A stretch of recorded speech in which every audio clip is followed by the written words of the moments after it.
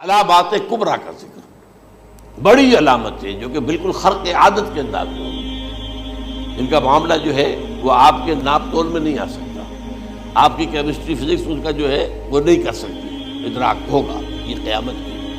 ان میں نمبر ایک کیا ہے؟ ایک بہت بڑا دھواں آئے گا، پوری دنیا کو لپیٹے گا۔ نمبر دو، دجال کا ظہور ہوگا جو اپنی خدائی کا دعویٰ لے کر آئے گا اور بنوائے گا۔ اس کے ہاتھ میں ہو جائیں گے، قبضے میں ہو جائیں گے سارے ذرائع پیداوار، اس کی طرف پہلا قدم اٹھ چکا ہو، ٹرپس کے نام سے معاہدہ ہو چکا ہے۔ کوئی ملک اپنا بیج پیدا نہیں کر سکتا، یہ بیج ہم نے ڈیولپ کیے ہیں۔ ان کے ڈیولپمنٹ سے پہلے تم ایک ایکڑ سے کتنی گندم لیتے تھے، آج کتنی لے رہے ہیں؟ کس بنا پر؟ جینیٹکس کا جو کام ہم نے کیا ہے اس کی بنا پر ہو رہا۔ ہاں تو ہمارا حق ہے، اس کی رائلٹی ہمارے پاس آنی چاہیے۔ لہذا صرف ان اداروں سے، ملٹی نیشنل سے خریدا جائے گا بیج، اور بیج بھی وہ دیں گے وہ کہ جس سے جو فصل اگے گی وہ بیج نہیں لا سکتے، وہ بیج کا کام نہیں کر سکتے۔ جیسے آپ کو معلوم ہے کہ آپ کے یہاں جو گوشت کھایا جاتا ہے مرغے کا، تو مرغا وہ جو ہے اس میں مرغا ہو یا مرغی ہو، اس کے اندر کوئی وہ کیفیت ہی نہیں ہے۔ ان کے انڈے جو ہے ان سے آپ بچے حاصل نہیں کر سکتے، ہے تو انڈا، دیکھنے کو تو انڈا ہے، لیکن وہ بنڈا جو ہے اس سے بچہ تو نہیں حاصل کر سکتے۔ ایسے ہی وہ گندم کا بیج دیں گے، نظر آئے گی گندم، لیکن اس کے اندر وہ صلاحیت نہیں ہے کہ اس سے جو فصل اگے گی اس کا نتیجہ جو ہے وہ بھی آپ لے سکتے۔ یہ ہونا ہے، اللہ جانے، قدم اٹھ رہے ہیں ادھر۔ پھر یہ ہے کہ دابۃ الارض، زمین سے ایک حیوان نمودار ہوگا، زمین شق ہوگی۔ ابھی میں کہہ رہا ہوں خرق عادت ہے، یہ چیزیں وہ نہیں ہیں جو ہماری کسی حساب کتاب میں جو باتیں پہلے آئی ہیں وہ تو حساب کتاب میں آ رہی ہیں، ساری سمجھ میں آ رہی ہیں، ساری چیزیں مشاہدہ ان کا ہو رہا ہے۔ لیکن یہ ہے کہ دابۃ الارض، یہ کہتے ہیں کہ کوہ صفا، اس میں تو نہیں ہے حدیث میں، کوہ صفا پھٹے گا اور اس میں سے ایک حیوان دابہ وہ ظاہر ہوگا، تو اسی لیے فرمایا ہے وَإِذَا وَقَعَ الْقَوْلُ عَلَيْهِمْ أَخْرَجْنَا لَهُمْ دَابَّةً مِّنَ الْأَرْضِ تُكَلِّمُهُمْ، تو ہم اندر سے پیٹ کے چیر کر زمین کے پیٹ کو ایک حیوان کو برآمد کریں گے جو انسانوں سے بات کرے گا، گفتگو کرے گا۔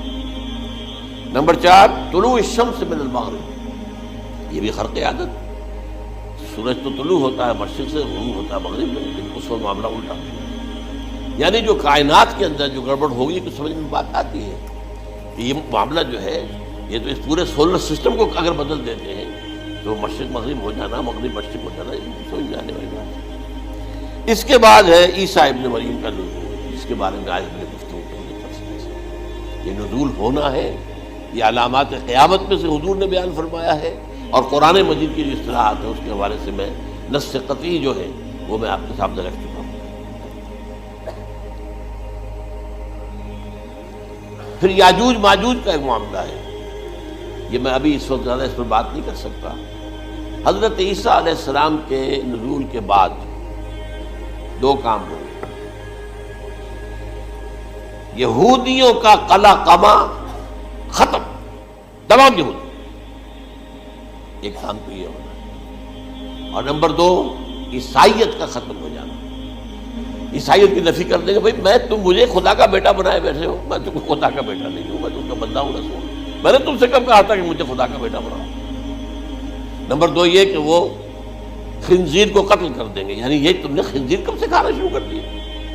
میں تو تم کو نکاح اجازت دے کر گیا تھا، یہ تو شریعت موسوی میں حرام تھا، اور میں کہہ کر گیا تھا کہ یہی شریعت تم پر لاگو رہے گی، ہاؤ کم تم نے کیسے کی؟ آج بھی بہت سے رومن کیتھولکس جو ہے وہ سور نہیں کھاتے، وہ ہے ان کے اندر کچھ نہ کچھ بعض جو ہے جو حضرت عیسیٰ کی تعلیمات کا کچھ اثر ان کے ہاں ہے۔ میں تو ایک مرتبہ، یہ 1971 کی بات ہے، 4-5 دن کے لیے برسلز میں رکا تھا، اس لیے کہ وہاں مجھے ایک صاحب نے خط لکھا تھا کہ وہاں ایک نوجوان ہے، ابھی اس میں ایمان لایا ہے، اور اس کے کچھ مسائل ہیں، ہم کوشش کر رہے ہیں ان کے مسائل حل کریں، آپ بھی جا رہے ہیں۔ میں انگلینڈ جا رہا تھا تو واپسی پر آپ ان کے یہاں چند دن ٹھہرے، میں حیران ہوا۔ ویسے اس نے مجھے اپنے گھر ٹھہرایا نہیں، اس لیے کہ ماں باپ تو اس کے کرسچن تھے، اور پولیس کا چیف آفیسر اس کا باپ تھا، چیف آف پولیس فورس۔ اس نے مجھ سے ایک دن کھانے پہ بلایا، میں ہوٹل میں ٹھہرایا، اس نے کہا آپ اطمینان سے یہاں کھانا کھائیں، اس گھر میں نہ آج تک کوئی شراب کی بوند آئی ہے اور نہ ہی کوئی بوٹی آئی ہے سور نوبت کہتی ہے۔ اب اکلوتا بیٹا تھا عبدالعزیز، اس نے بعد میں نام رکھا، وان کینچر اس کا نام تھا جو کہ اوریجنل تھا، پھر اس نے نام رکھا عبدالعزیز وان کینچر، پرانا نام بھی بحال ہے۔ نہایت نیک، نہایت خوبصورت، 28 سال کی عمر تھی، اور اس وقت میں نے دیکھا تھا کہ اس کی فقہی معلومات جو ہے میری معلومات سے 10 گنا زیادہ۔ اس کی وجہ کیا ہے؟ وہ گیا تھا موراکو میں ایز اے ٹیچر ملازمت کرنے، پیسہ کمانے، وہاں وہ مسلمانوں سے اس کا ہوا ربط ہوا، اسلام کی تعلیمات سامنے آئی، اسلام لے آیا۔ اب اکلوتا بیٹا ہے، اور ماں باپ جو ہے کرسچن کیتھولکس۔ جب وہاں سے واپس آیا تو پھر کہتے ہیں کہ ہمارے درمیان ایک معاہدہ ہے، وی آر لیونگ ٹوگیدر، لیکن یہ معاہدہ ہے ہم مذہب پہ بات نہیں کریں گے، بس باقی جو بھی ہے وہ ساتھ رہ رہے ہیں۔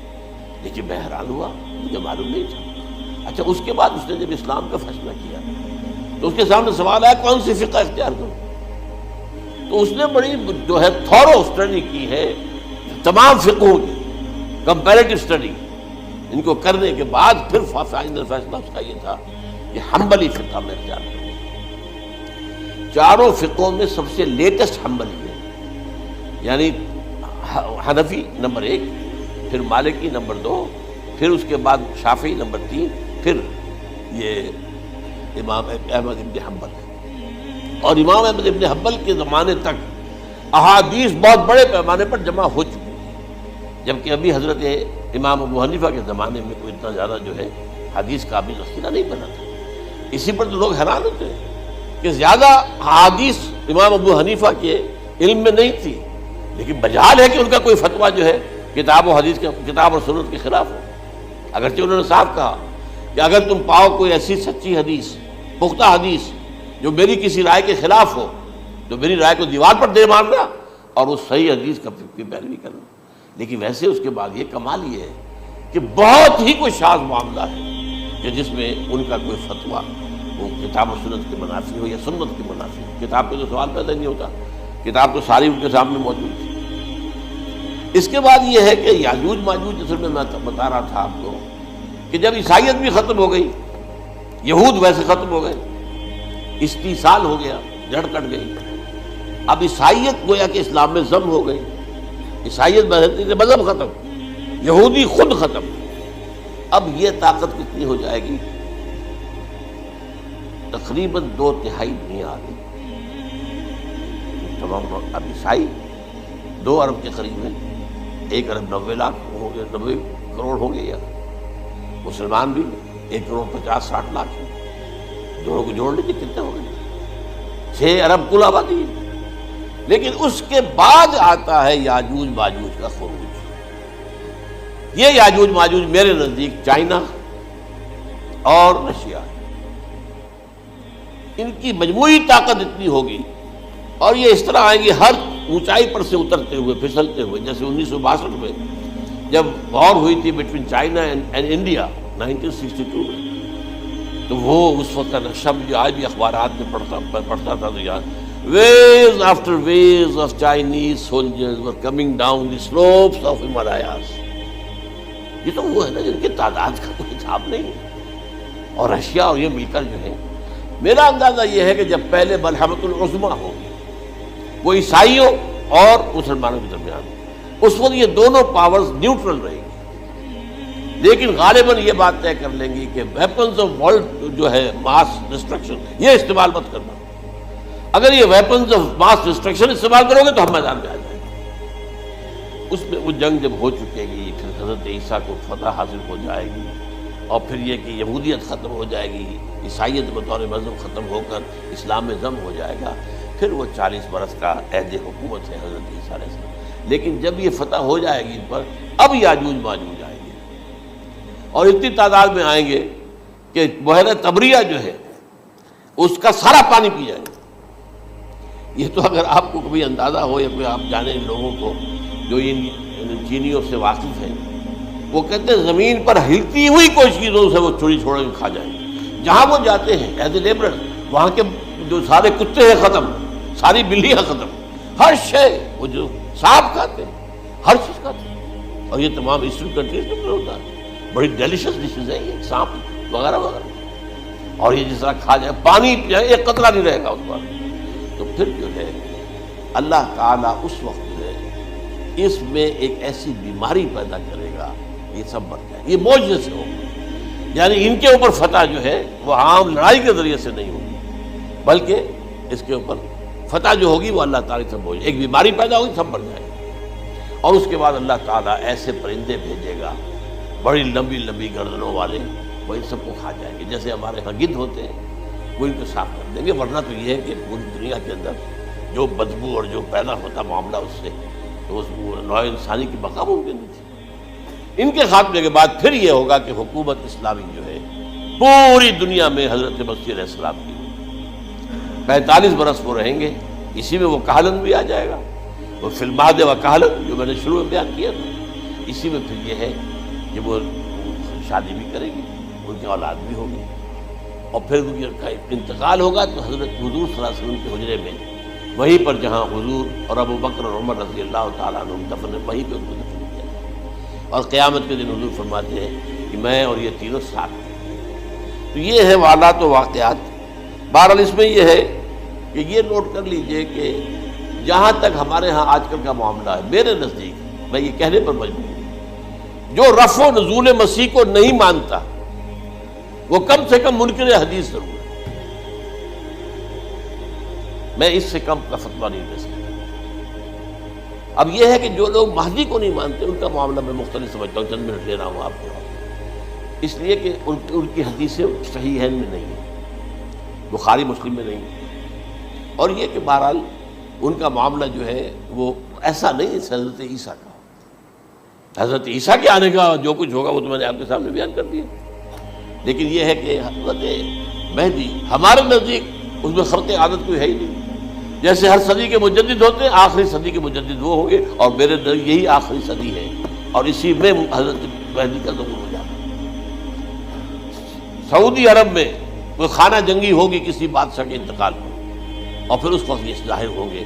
اس وقت ملک کے حالات کو سنبھالنے کے لیے لوگ ان کو زبردستی نکالیں گے، چھپے ہوئے ہوں گے ایک گھر میں. یہ حضرت ام سلمہ رضی اللہ تعالی عنہ کی روایت ہے کہ ایک بادشاہ کے انتقال پر یہ خانہ جنگی ہو جائے اور ایک شخص مدینے سے بھاگ کر مکے میں چھپ جائے. یہ تو ہے ان کے الفاظ، میں توجیہ کر رہا ہوں. یہ لوگ ان کی طرف دیکھ رہے ہوں گے کہ یہ جو وقت آیا ہے فتنے کا ہماری قوم پر، ہمارے ملک پر، تو ان کی شخصیت ایسی ہے کہ یہ بیچ میں آئیں، صلح صفائی کرائیں، اور وہ جو ہے اس ذمہ داری سے بچ کر بھاگیں گے اور جا کر مکے میں چھپ جائیں گے. پھر لوگ انہیں تلاش کر کے نکالیں گے اور زبردستی ان کے ہاتھ پر بیعت کریں گے، ورنہ وہ اتنے بڑے منصب کو. اور پھر یہ بھی ہے، ایک حدیث میں آتا ہے یصلحو فی لیلۃ واحدہ، ایک رات میں ان کی مکمل اصلاح کر دے گا. یعنی اگر کوئی تھوڑا بہت نقص اور عیب کوئی ہوا بھی، کوئی کمی کوتاہی ہوئی بھی، تو اللہ تعالیٰ ایک رات میں اصلاح کروا دے. لیکن ہمارے نزدیک اس قدر کوئی خرق عادت ہے ہی نہیں. البتہ جو کہتے ہیں اہل تشیع، وہ خرق عادت ہے کہ ان کے 12ویں امام جو ہے وہ بچپن ہی کے اندر اس خوف سے کہ جو بنو عباس بادشاہ ہیں وہ ان کو قتل کر دیں گے، تو وہ ایک غار میں چھپا دیے گئے. اب وہ 1200 برس سے اس غار کے اندر چھپے ہوئے، اور اس کے بعد وہ ظاہر ہوگی، وہ امام مہدی ہوگی. اس میں خرق عادت ہے. لیکن میں یہ کہتا ہوں کہ محض خرق عادت کی بنیاد پر ہم اس کی نفی نہیں کریں گے. کیوں؟ کیا ہم یہ نہیں مانتے کہ اصحاب کہف 300 برس تک سوئے رہے؟ یہ کیا عام بات ہے؟ حضرت عزیر علیہ السلام اللہ نے انہیں موت دی، موت، اور 100 برس کے بعد زندہ کر کے اٹھا لیا. تو خرق عادت حضرت عیسیٰ کو ہم اتنا بڑا خرق عادت مانتے ہیں کہ اٹھا کر آسمان پر، تیسرے آسمان کے اوپر ہے، موجود ہے، اب بھی ہے. شب معراج میں تیسرے آسمان پر حضور کی ملاقات ان سے ہوئی. تو یہ خرق عادت کی بنیاد پر نفی نہیں ہم کرتے. ہو سکتا ہے، لیکن یہ کہ اس کے لیے ہمارے پاس کوئی دلیل نہیں، کوئی احادیث نہیں، کچھ نہیں، اس لیے ہم اس کو نہیں مانتے. البتہ خود وجود جو ہے حضرت مہدی کا وہ کوئی عجیب بات نہیں. وہ تو جیسے پہلے بھی آئے ہیں ہمارے مجددین، ایسی مجدد ہوگی اور دین کو تازہ کر دیں گے. ایک صحیح اسلامی ریاست جو ہے وہ عرب میں قائم ہو جائے گی دوبارہ. حضور نے فرمایا وہ عدل اور انصاف سے عرب کو اسی طرح بھر دے گا جیسے کہ وہ اس سے پہلے ظلم اور جور اور زیادتیوں کے سے بھری ہوئی ہوگی. تو یہ کام ہوگا، یہ تو مجدد کا کام ہوتا ہی ہے. اس حوالے سے لیکن بہرحال میں نے پھر بھی کہا کہ اگر احادیث کی کمزوری کی وجہ سے کہ صحیح عین میں نہیں ہے، اگر کوئی شخص انکار کرے تو مجھے کوئی اعتراض نہیں ہے، ٹھیک ہے، لیکن جو حضرت عیسیٰ کے نفع سماوی اور حضرت عیسیٰ کے نزول کا انکار کرتا ہے وہ کم سے کم، میں انہیں اور آگے کوئی فتویٰ نہیں دیتا کہ وہ کافر ہو گئے یا یہ ہو گیا یا وہ ہو گیا، لیکن منکر حدیث کے لائن میں تو وہ لازماً کھڑے